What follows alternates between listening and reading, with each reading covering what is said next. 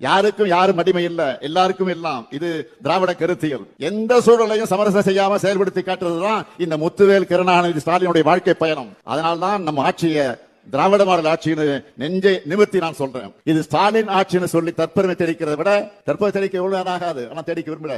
அந்த குறுகிய சிந்தனை எனக்கு எப்பவும் வந்ததில்லை, வரவும் வராது. ஏன் திரும்ப திரும்ப திராவிட மாடல் ஆட்சின்னு தான் நான் சொல்றேன். திராவிடம் தான் நமது தாய் நிலத்துக்கு தமிழ்நாடுன்னு பேச விட்டுச்சு. திராவிடம் தான் நம்முடைய அன்னை தமிழ் மொழிக்கு செம்மொழி தகுதியை பெற்று தந்துச்சு.